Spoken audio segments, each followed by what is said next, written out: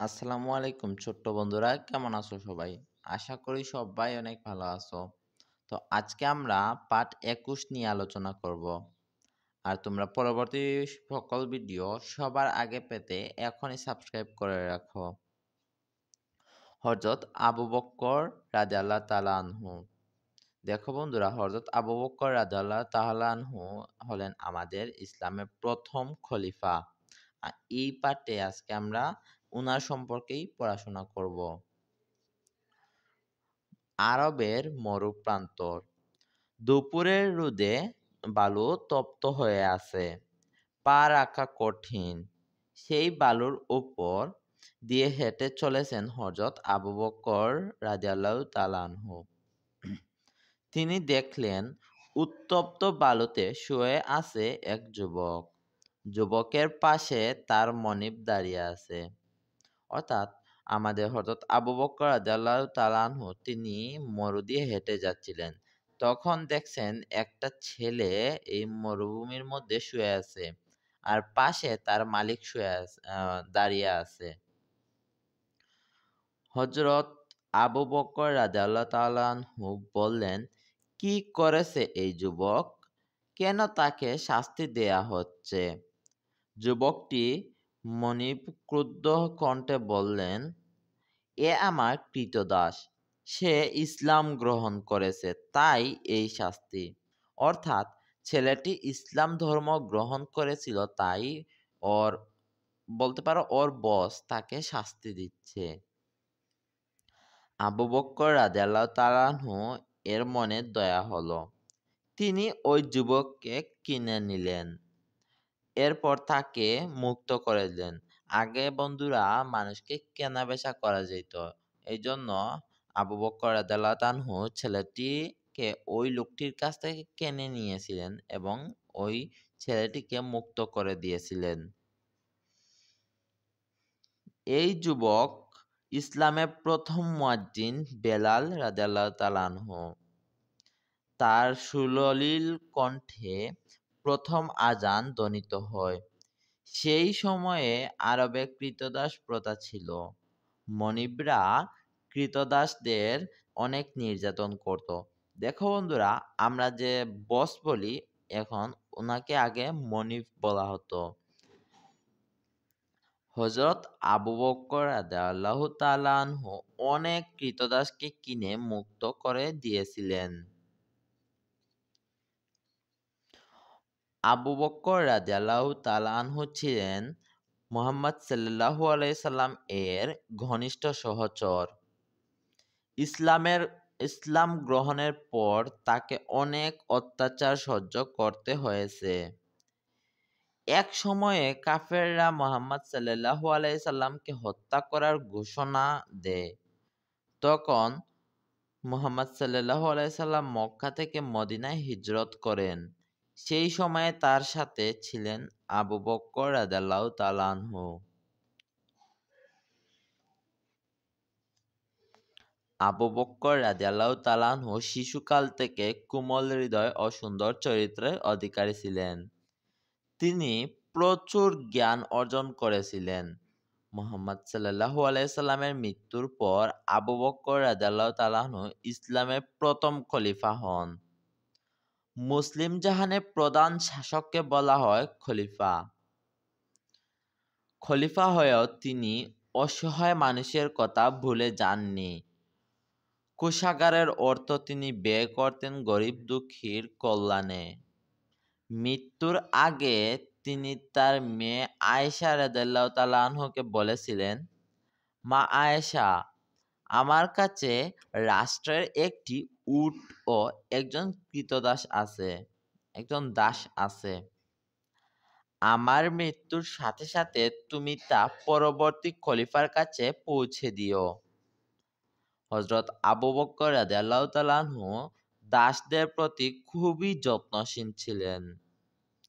তাদের যাতে কষ্ট না হয় সেটি তিনি খেয়াল করতেন। দেখো বন্ধুরা, এরপরে কিছু শব্দার্থ দেয়া আছে। তোমরা অবশ্যই শব্দার্থগুলোর বাংলা অর্থ মুখস্থ করে নিবা। প্রান্তর মানে হলো খোলা জায়গা। তপ্ত, তপ্ত মানে হলো গরম। উত্তপ্ত, উত্তপ্ত মানে হলো অতিশয় তপ্ত। তারপর ক্রুদ্ধ, ক্রুদ্ধ মানে হলো রেগে যাওয়া। মনিব, মনিব মানে হলো মালিক। ক্রীতদাস, ক্রীতদাস মানে হলো কেনা গুলাম। মুয়াজ্জিন, মুয়াজ্জিন বলা হয় যিনি মসজিদে আজান দেন তাকে মুয়াজ্জিন বলা হয়। আহ্বান, আহ্বান মানে হলো ডাক। সহচর, সহচর মানে হলো সঙ্গী।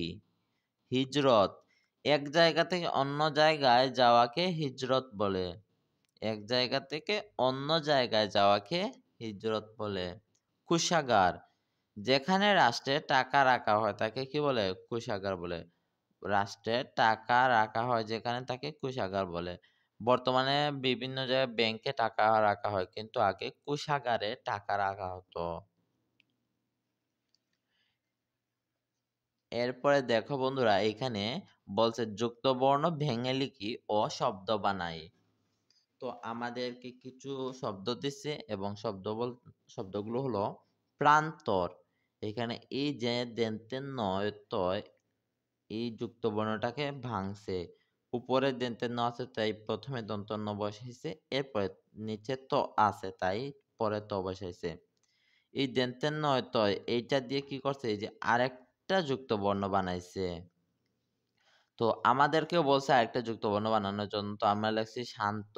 এই যে সে অন্ত লিখে দিয়েছিল, আমরা এই যে এই যুক্ত বর্ণটা দিয়ে আমরা লিখছি শান্ত।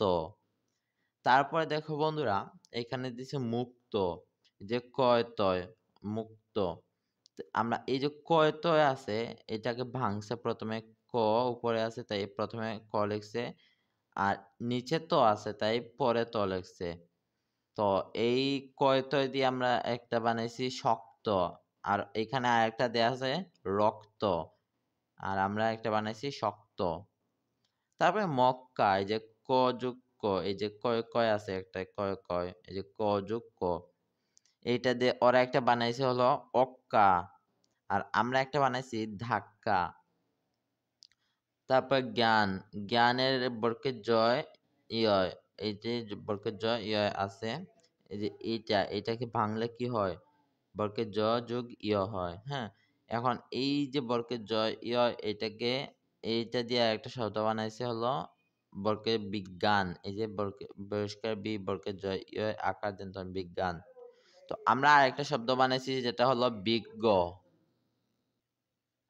এরপরে দেখো বন্ধুরা, 2 নঙে দেয়া আছে ঘরের ভিতর থেকে শব্দ নিয়ে খালি জায়গায় বসাই। অর্থাৎ এই শব্দগুলো আমাদেরকে খালি জায়গায় বসাতে হবে।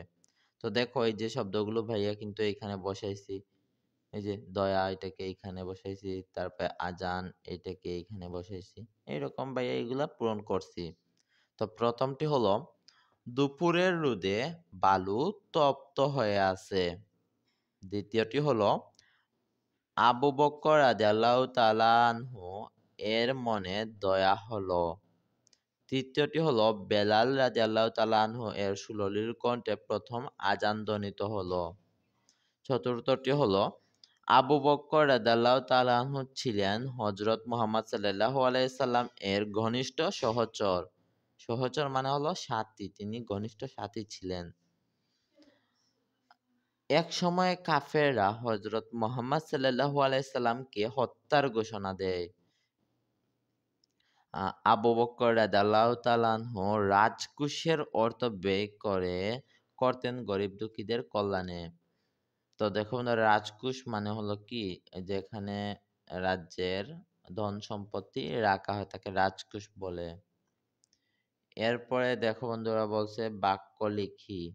আমাদেরকে কিছু শব্দ দিয়ে দিছে, এইগুলা দিয়ে আমাদেরকে বাক্য বানাতে হবে। তো প্রথম শব্দটা হলো হিজরত।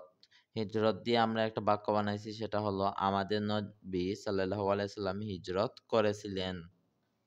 তারপর দ্বিতীয়টি হলো আজান। এই যে আজান দিয়ে আমরা একটা শব্দ বানাইছি, আজানের পর নামাজ পড়া হয়। তৃতীয়টি হলো সহচর। নবীজির অনেক সহচর ছিলেন। সহচর মানে সঙ্গী বা সাথী। এই যে সহচর দিয়ে আমরা একটা বানাইছি। অত্যাচার, অত্যাচার করা খুব খারাপ কাজ। অসহায়, আমরা অসহায়দের সাহায্য করি। যে আমাদের বাক্যের মধ্যে অসহায় শব্দটি আছে।